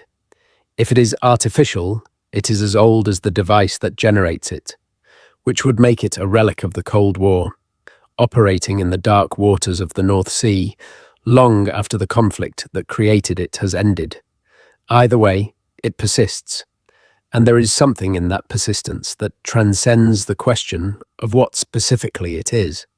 Something about the ocean that simply continues, regardless of what happens above it, and that processes the world on its own timescales and in its own medium, indifferent to the human urgencies that have surrounded it through all of recorded history. The people who listened to the North Sea during the Cold War are old now or gone. The young analysts who sat in their listening stations in the 1960s and 1970s, building their understanding of the North Sea's acoustic character through years of patient attention, are in their 80s or 90s if they are still alive. Some of them carried their knowledge of what they heard to their graves without ever being able to discuss it publicly. The classification that governed their work did not expire with the Cold War. Some of them gave interviews in their later years, and carefully worded accounts that acknowledged the general nature of their work without disclosing specifics that might still be sensitive. In those interviews, a few touched on acoustic anomalies that they had never been able to fully explain. Not the quackers, which had been more extensively discussed in the Russian literature that became available after the Soviet collapse, but other things, persistent signals in specific areas, sounds that did not fit any category, things that were logged and analyzed and filed and never fully resolved. These accounts are fragmentary. Memory is unreliable over 5 or 6 decades. Classification may still prevent complete disclosure, even of events from so long ago, and the analysts themselves often lack the context to explain what they observed, because their training gave them frameworks for identifying specific categories of military acoustic threat, and not necessarily the geological or biological knowledge to evaluate other possible explanations. But they are glimpses of a sustained human engagement with the acoustic character of the North Sea that was, for its time, extraordinarily intensive. People devoted their careers to this. They developed expertise that was, and largely remains, unavailable in any open publication. And the things they observed and could not explain were for them genuine mysteries, encountered in the course of professional work that required them to understand the North Sea as completely as possible. And still, it transmits. That is, in the end, the most remarkable thing about the North Sea signal.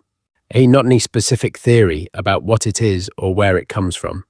Not the drama of Cold War intelligence programs or the geological complexity of the North Sea floor, but simply the persistence. 60 years is a human lifetime. It is longer than many nations have existed in their current form. It is long enough for the world to have changed, utterly, and in ways that no one in 1963 could have foreseen. and for the signal to have continued through all of that change. The Cold War ended, the Soviet Union dissolved, the oil industry arrived and transformed the North Sea, and then became established as a permanent feature of it. Environmental concerns about ocean noise, which did not exist as a policy or scientific field in any meaningful sense in 1963, became major drivers of research and regulation. The internet was invented, and the mobile phone network was built. The world's information was digitized and connected in ways that would have seemed like science fiction to the analysts, who first noted the signal. And the signal continued.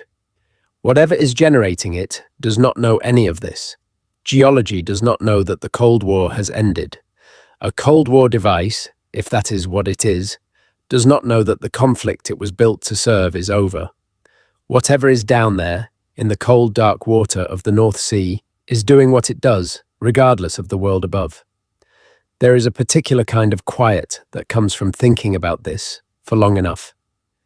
The quiet of deep time, of processes that operate on scales far beyond the human. The quiet of the ocean at night, and when the wind has died and the surface is still, and the sound that travels through the water is uninterrupted by weather, propagating outward from its source through the dark water, absorbed eventually by distance and by the imperfect dampening of the sea, but not before traveling much further than any sound in air could travel, carrying the record of its source into a medium that was receiving and transmitting them before any human being was alive to notice. The North Sea has been transmitting something for 60 years, possibly for much longer. It will probably continue for a long time to come. And somewhere in the archives of military listening programs, in the data logs of offshore oil company surveys, in the recordings made by marine researchers who were looking for something else and found this along the way, the record of that transmission exists, waiting for the right question and the right person with the right expertise and access to put it all together. Until then, the signal continues. Before we reach the other mysteries of the world's oceans, it is worth spending some time with the people who have made the study of underwater sound their life's work, because they exist in a remarkable and in many ways unique intellectual position.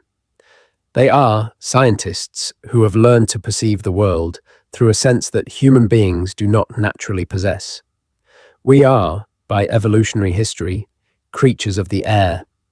Our ears are beautifully adapted to the acoustic properties of the air that surrounds us, sensitive to the frequencies and intensities of the sounds that are most relevant to our survival and our social lives as terrestrial animals.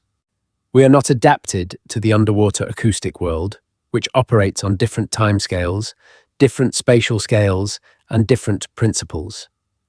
To understand what a hydrophone hears, a marine acoustician must construct a mental model of an environment that cannot be directly experienced. They must learn to read a spectrogram, a visual representation of the frequency content of a sound plotted against time, and to translate that abstract picture into a three-dimensional understanding of sources and propagation and reflection in the ocean. They must learn the physics of how sound behaves in water with different temperature and salinity profiles, how it bends and reflects and focuses in ways that are counterintuitive until you have spent years developing the intuition. They must learn the biological, geological, and anthropogenic sounds that make up the North Sea's acoustic environment, a vocabulary of several hundred distinct source types, each with its characteristic signature in the spectrogram.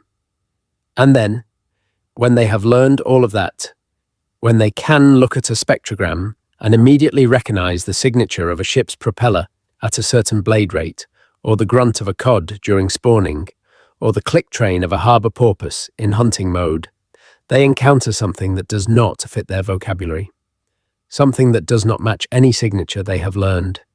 And they face the scientist's fundamental challenge, which is to determine whether this unfamiliar thing represents a new category that needs to be added to the vocabulary or a familiar thing that is presenting in an unfamiliar way because of some combination of circumstances, or something that is genuinely outside the framework they have built. This is not a failure of science. This is science working as it is supposed to work. The encounter with the anomalous is one of the most productive experiences in scientific research, because it is the anomaly that tells you the boundaries of your current understanding and points toward what you do not yet know. The North Sea signal is not a problem because it cannot be explained with current knowledge.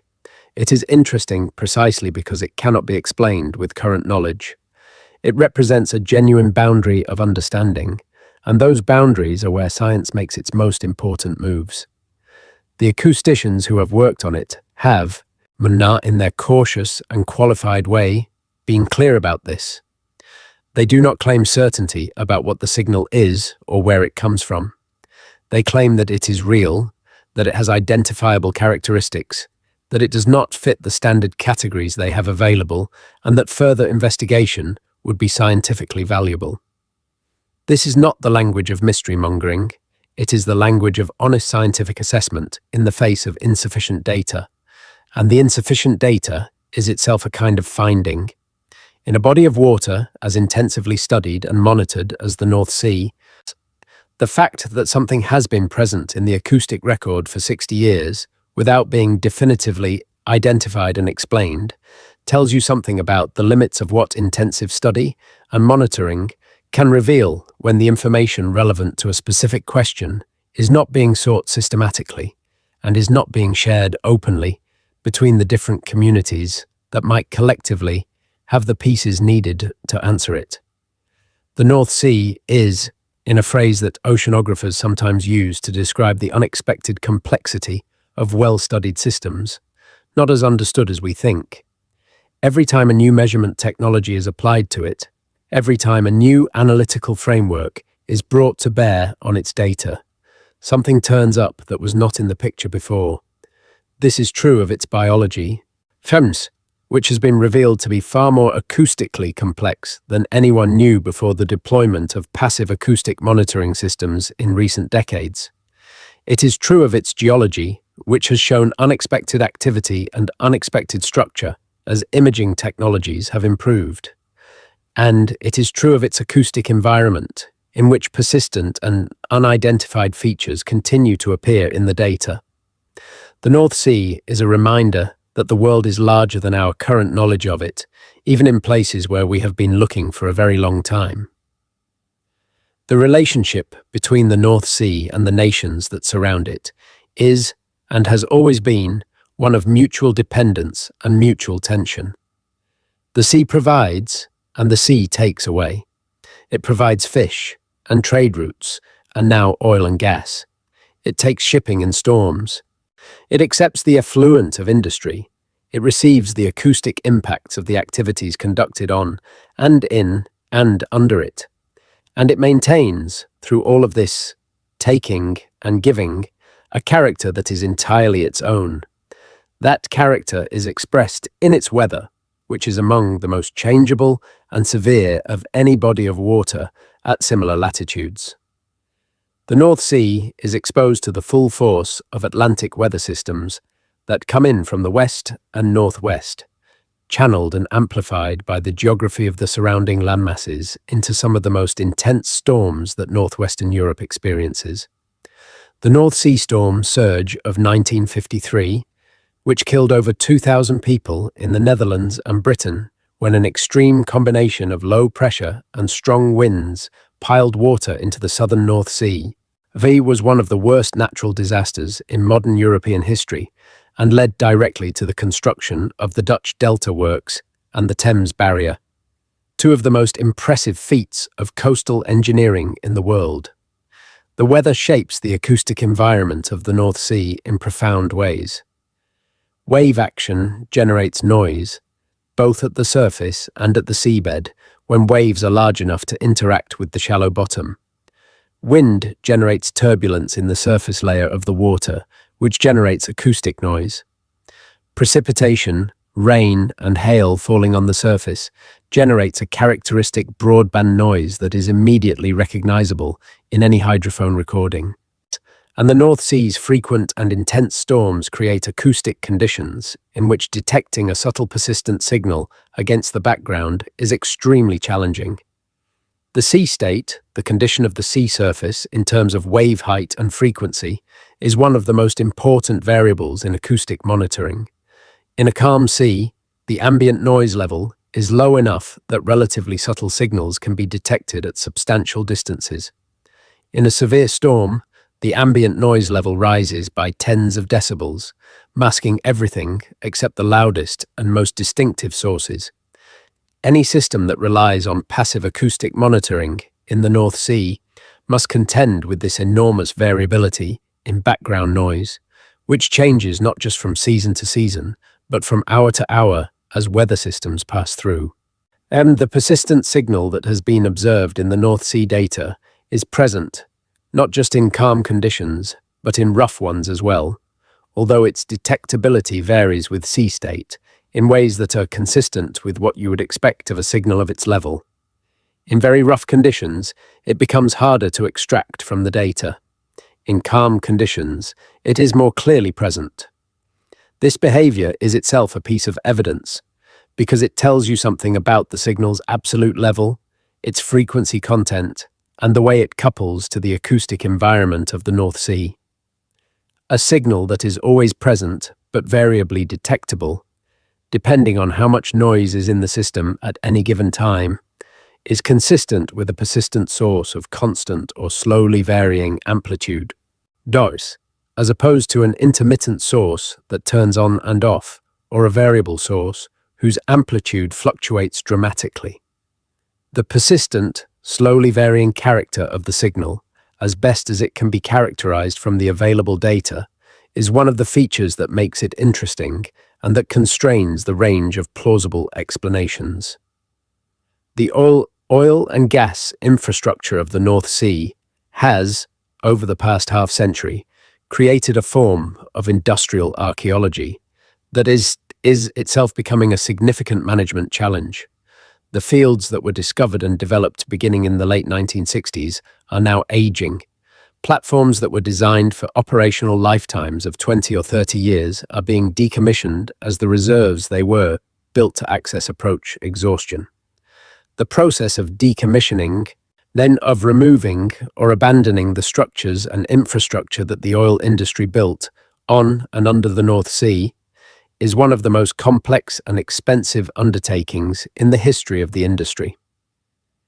Decommissioning raises questions that are surprisingly relevant to the subject of persistent signals from the North Sea floor. When an offshore installation is decommissioned, what happens to its associated seabed infrastructure? The pipelines, the wellheads, the cables, the anchoring systems.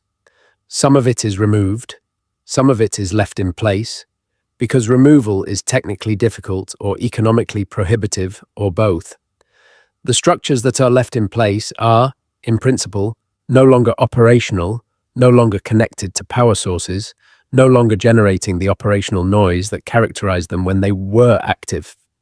But the boundary between operational and non-operational is not always clear-cut in engineering terms.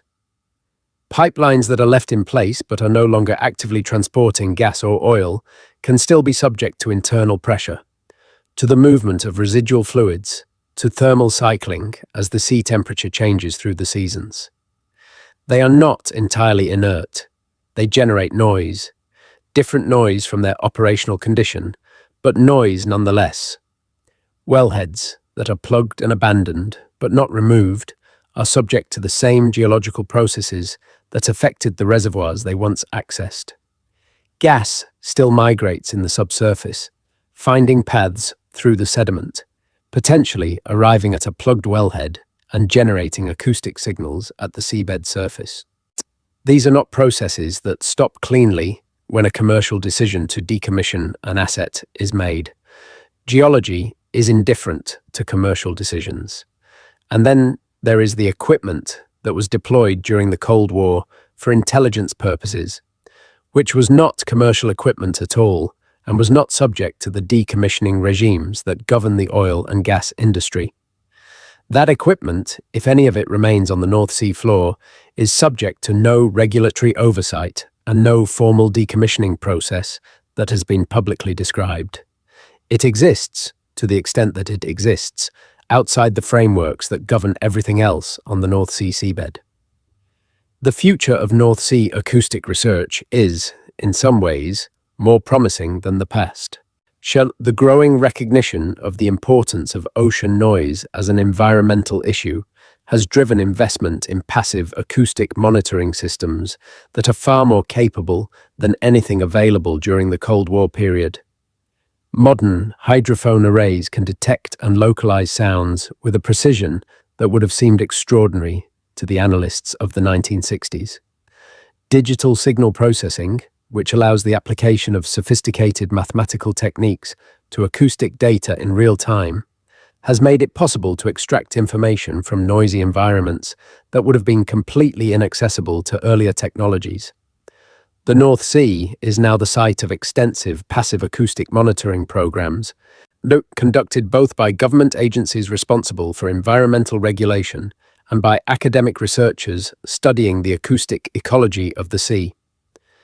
These programs are not specifically designed to investigate the persistent, low-frequency signal that is the subject of this narrative, but they are generating data in which that signal should be present and, in principle, detectable. Whether anyone is specifically looking for it in that data is unclear.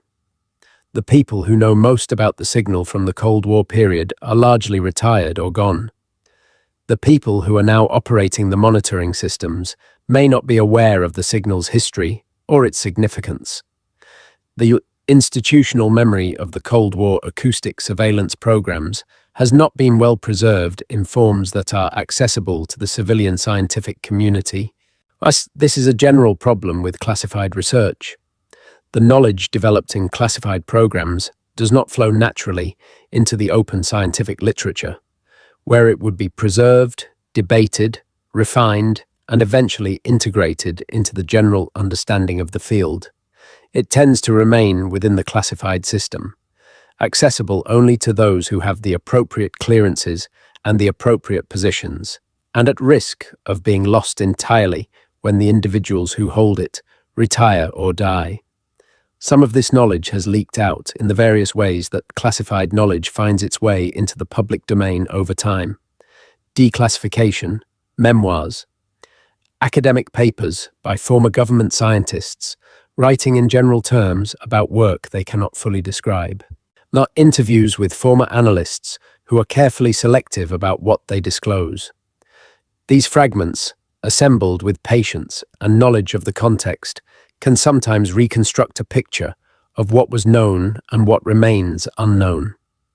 The picture that emerges, assembled from these fragments, is one of a genuine and sustained acoustic anomaly in the North Sea that has persisted for at least 6 decades, that has been noticed by analysts on both sides of the Cold War, that has been subject to serious investigation without being definitively explained, and that continues to be present in the data of anyone who is listening carefully enough.